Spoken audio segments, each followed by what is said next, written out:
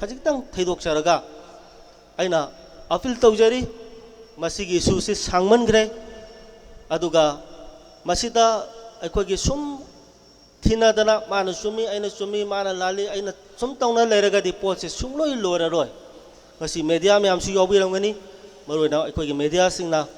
खरा अइना हाइजबसी खरा कोट तौबियो अतै अतै तौबिद्रगसु मसि मदि तौबिरगा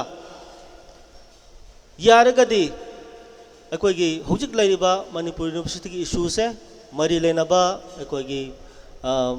ह्यूमन रिसोर्स डिपार्टमेंट अदगी मणिपुर गवर्नमेंट अदुगा यूनिवर्सिटी की लैरिबा कम्युनिटी सिंग मयाम से पुन्ना फमिन्नरगा अखोई हौगिबा सिंग से फॉरगिव एंड फॉरगेट हाइबा हाइदी ngakpiba amasung kautokpa haibagi formula duda akhoi changjallaga athuba matamda akhoi issue se loisanaba makhak akhoina honadragadi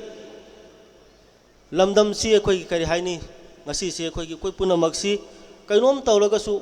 akhoi gi pungningda tayang ta soiba makhak irei leibase masi ai manipur government appeal tawjabani manipur government si mapi mapani macha masu oibaga अदुगा मामा मपा ओइबगा मुक्नबा हाइबसे फना यामना इसादुना सोयरसु लालसु मामा मपाना ngahaki sauningdana saidana laudana khongna torgasu amuktang konjan bibadi change mama mapa oibana amuktang konjan biba change konjan bi hogdragadi isani na ikha tabani na kidana ma sum satkhini kongthong hendokhini laikai langhini made mathang mathang chatkini aduna Manipur ko mena ungtang sauning bapuna maglermaga sumadu phada biraga isani isuni tungi yumbirel ni khanbiraga konsan biraga